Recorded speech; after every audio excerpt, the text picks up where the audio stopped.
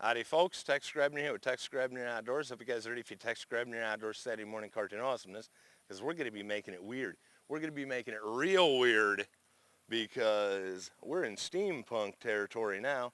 I promised you guys a video on my Oneida Phoenix, and here we go.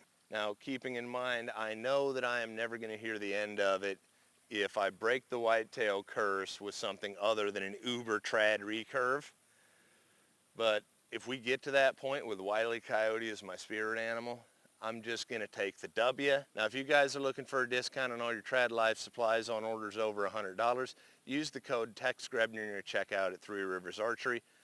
That will give you a free shipping code on orders over $100.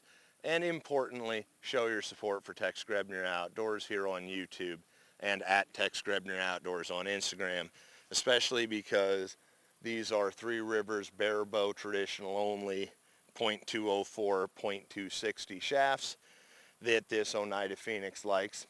If you're in the market for some high-end hunting ammunition between 30-06 all the way up to 505 Gibbs, or you want to take a 12 gauge and make it be able to kill a rhino, check out my friends over at Aria Ballistic Engineering.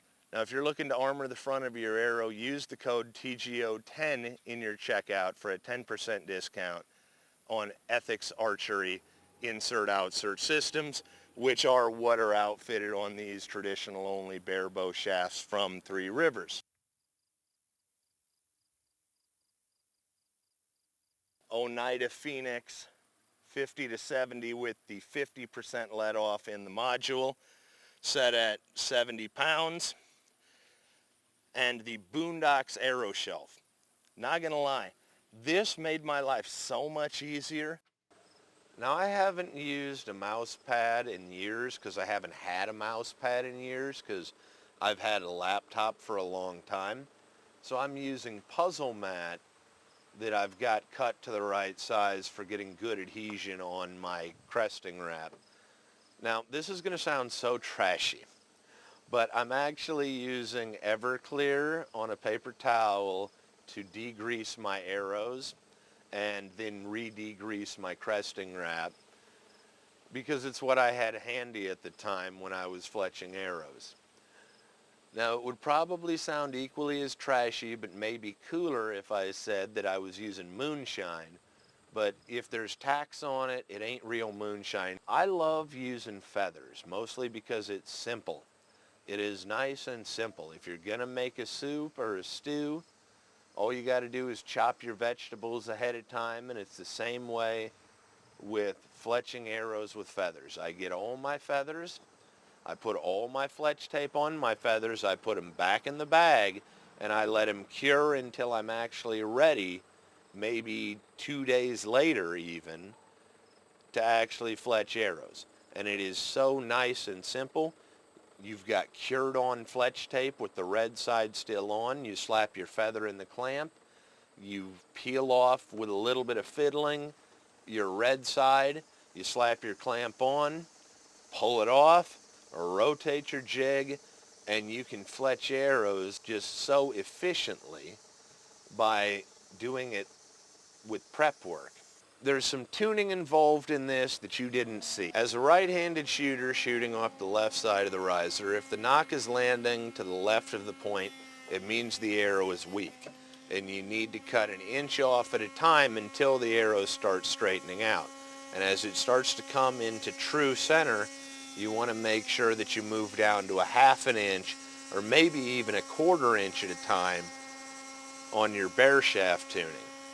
I also like to hot melt in my inserts instead of using epoxy. That way I can actually take them in and out much easier. And if you're using a lighted nock, you need to tune your bare shaft with a lighted nock. I've spent the majority of my life in fantasy nerddom and on the maladaptive daydreaming lunatic fringe. So I love the Oneida as a concept, and I love the lever bow as a design. However, in spite of always being fascinated with these bows, I could never convince myself that I wanted to buy one because the older Oneidas were just so loud. Even with like an 1100 grain bow fishing arrow, you'd let that string go and it sounded like a 22 short going off. That is not the case anymore. In this video, you're hearing the bow, a 70-pound Oneida set at 70 pounds, shooting a 730 grain arrow, and you're hearing it as it sounds. I have not altered the audio in this video at all. The new dampening system that they have on the Phoenix isn't whisper quiet, but it doesn't sound like a 22 short going off anymore either. So I could never convince myself that I wanted to get an Oneida versus spending the comparable amount of money on a high-speed, low-drag compound bow versus spending the money on a custom recurve. Now I'm in a position now where my curiosity killed my wallet, and I decided to get an Oneida here as a backup for more ease of use in hunting the later seasons when here in the Midwest it's not unusual to get a negative 30-degree day during the tail end of whitetail season. So it's really hard to shoot traditional recurves when you're really bundled up. So that's why I decided, you know what, I'm going to outfit this Oneida as traditional as I possibly can. I love the lever bow design myself because with compound bows, with the cams, if you know anything about me, you know that I tend to shoot heavier draw traditional equipment. And the further away from brace height that you come with a traditional recurve or longbow, the more weight you're adding to your string tension. On a compound, all the weight's up front. So the trouble that I run into is, because I am very strong for right now, that may change at some point in my life, but because I'm so strong, I will break those cams over on a compound bow and cut chunks straight to the rear. The draw impulse cycle on an Oneida is a lot different. Also, the recurve style limb tips allow you a lot more finger clearance, so the string angle isn't that acute like what you get when you're trying to finger shoot, for instance, a modern compound bow. Now there is going to be some pinch, but I'm still able to get pretty clean releases because I've got this set for 50% let off. As a finger shooter, one of the banes of your existence now that bows are cut past center is trying to get an arrow rest set and trying to tune an arrow to an arrow rest. When with a recurve or a longbow, you just tune your arrow to the shelf, and that's all you need to mess with. This is the Boondocks rest for the Phoenix. It fits in perfectly. You fill in the silicone that comes with it, and you screw everything together. Now I actually put JB Weld in my screw holes there because I didn't plan on ever taking it off. It does need moleskin because it's a little loud. This rest from Boondocks is exactly what I was looking for, and I wanted to make sure that something like it existed for a Phoenix before I even bought one, because like I say, trying to tune arrows to an elevated rest as a finger shooter, especially when we're talking something that's going to have this kind of arrow speed, it can be a nightmare.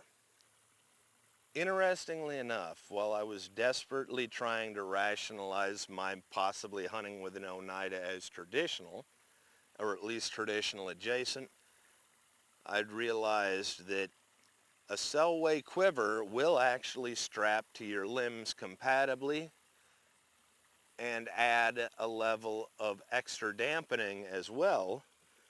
And so that's pretty cool. I've got my Selway branded quiver on my Oneida Phoenix. I'd be willing to bet at this point, people have already typed in the comments asking, what is my arrow weight, what is my FOC, and what broadhead am I planning on hunting with this year? Okay, well, be patient because here you go. I'm using an iron will wide 200 grain head. I've got 3 of them here. I'm using the Ethics Archery Systems steel outsert with an aluminum insert post, and that is corresponding to the 3Rivers Archery bare bow traditional only shafts. I'm using the reflective arrow wraps, and I'm using 4-inch shield cut right wing feathers and nocturnal nocks. You can probably tell that green is my favorite color. I may switch those feathers out for 5-inch shield cut feathers, mostly just because I think they look cooler. It was kind of a toss-up between the bare bow traditional only .260s and the Rampage from Black Eagle .250s. The Oneida seemed to like these arrows just a little bit better, so that's what I'm using. Now it's a 730 grain arrow with a lighted nock in the back of it, and with the lighted nock in the back of this arrow, it comes out to a damn near perfect, according to Dr. Ashby, 19% FOC. That's my Oneida Phoenix and my late season hunting setup that I'm planning on using out of this bow. Theoretically speaking, if somebody was an older traditional bow hunter and they wanted to keep bow hunting, but they didn't want to convert to a compound and they didn't want to use a crossbow, I would tell them that for the comparable price of a super high-end 40-pound draw or lower recurve in the custom market versus getting, say, a 50 to 70-pound Oneida, putting the 80% let-off module in it and setting it at 60 pounds of draw, I would think that this would be a better way of staying in the traditional game, at least traditional archery adjacent.